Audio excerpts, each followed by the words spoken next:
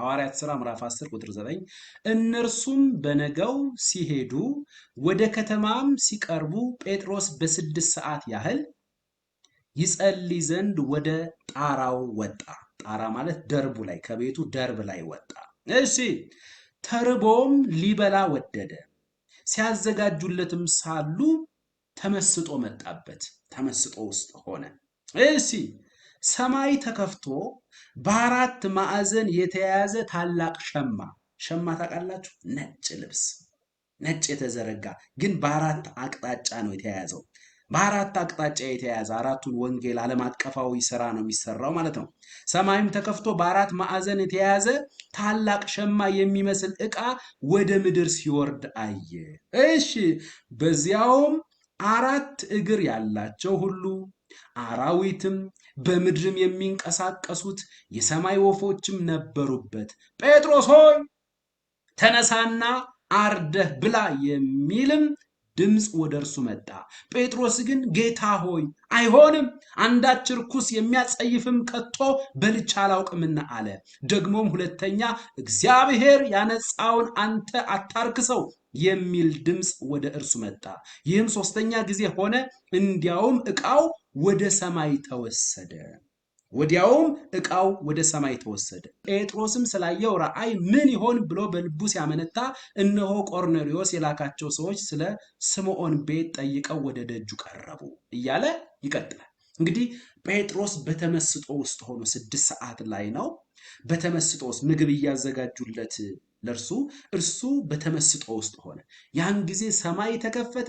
በአራት አቅጣጫ የተያያዘ ታላቅ ሸማ ከሰማይ ወረደ። የሚገርመው ነገር ሸማው ላይ ግን አራት እግር ያላቸው የማይበሉ እርኩሳን የሆኑ በጴጥሮስ ቋንቋ እርኩሳን በአራት እግር ያላቸው አራዊቶች በምድር የሚንቀሳቀሱት የሰማይ ወፎች ነበሩበት። ከዚያ የሚቀጥለው ቋንቋ ነው የሚገርመኝ። ጴጥሮስን ምን አለው ሰማይ? ጴጥሮስን ምንድን ነው የሚለው? ጴጥሮስ ሆይ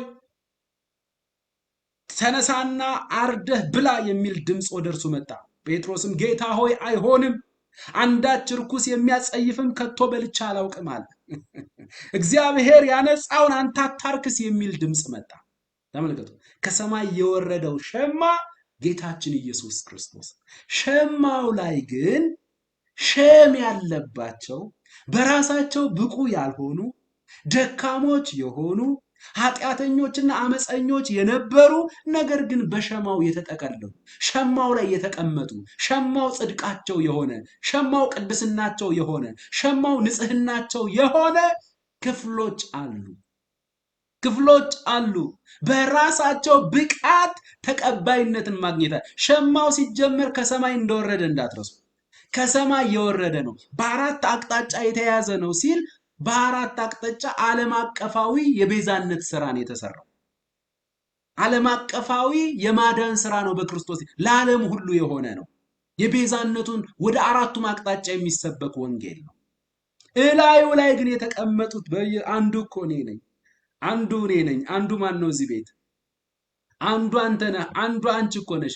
ግን በራሳችን እና ሃሌሉያ ከልጅነቴ ጀምሮ ተኮትኩቼ ነው ያደኩት እንዳትሉ በእኔና ባንተ በሁላችን የራሳችን ነገር መወራት ከተጀመረ አራት እግር ያላቸው የሚሳቡ ርኩሳን አራዊቶች የሚል ቋንቋ ነው።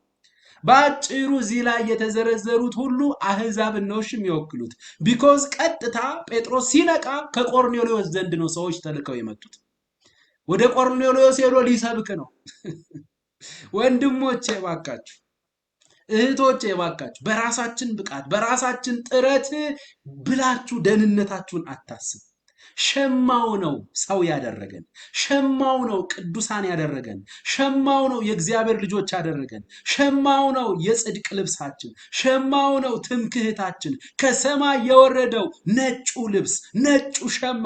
ለዚያ ነው የዘላለም ሸማዬ ኢየሱስ ኢየሱስ ክበር ክበር እየተባለ የሚዘመረው የዘላለም ሸማችን፣ የዘላለም የጽድቅ ልብሳችን። የሚገርመው ነገር ጴጥሮስ እንደዛ ሲል እግዚአብሔር የቀደሰውን አንተ ማርከስ አትችልም።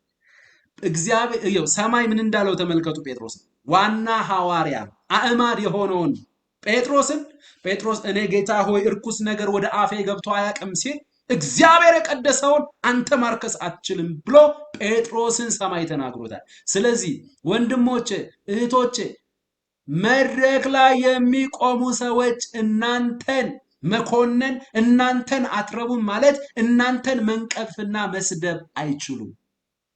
ሰማይ የተቀበላችሁን የሆነ ወንጌላዊ መኮነን መንቀፍ መሳደብም አይችልም። እንኳን የሆነ ወንጌላዊ ጴጥሮስ ተገስጿል።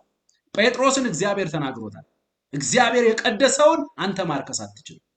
አንተ ወንድሜ በሸማችን በኢየሱስ ምክንያት በዘላለም ሸማችን በኢየሱስ ምክንያት ተቀድሰናል፣ ተቀድሰሻል። እግዚአብሔር አንጽቶሃል፣ እግዚአብሔር አንጽቶሻል። የዘላለም ሸማችን መልካችን የለበስነው ክርስቶስ ከሰማይ ሸማው ወረደ። የሚገርመው ነገር ጠቅልሎ እላዩ ላይ ያሉትን ሁሉ ደግሞ ተሰብስቦ ሸማው ወደ ሰማይ ገባ። እግዚአብሔር ይመስገን። ከሰማይ የሆነው ሰማያውያን አደረገ። የኛ ታሪክ ግን የሚወራ አይደለም። የድሮ ነገራችን ግን የሚወራ አይደለም። እላዩ ላይ ዘርዝሮታል። በቃ የድሮ ነገራችን መንፈሳዊ አቋማችን ምን እንደሚመስል ከምድር እንስሳ ጋር ነው ያገ ከምድር አራዊት ጋር በሆዳቸው ከሚሳቡ ጋር ነው።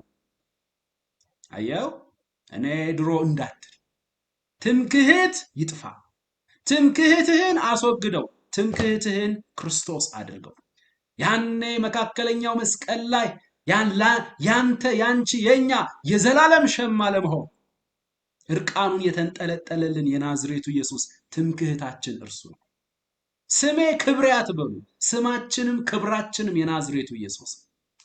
ስለዚህ ያ የዘላለም ሸማ፣ የዘላለም ልብስ፣ የዘላለም ጽድቅ፣ የዘላለም ቅድስና ሆነልን። የዘላለም ቅድስና ሆነልን። እኛ እንዳንታይ ምን የሚታይ ነገር አለ? ጴጥሮስ እኮ እንዳየን እኮ ተጸየፈን። እኔ ወደ አፌ እርኩስ ነገር ገብቶ አያውቅም አለ። ሌላ ሰው ቢያይህ ምን ሊልህ ነው?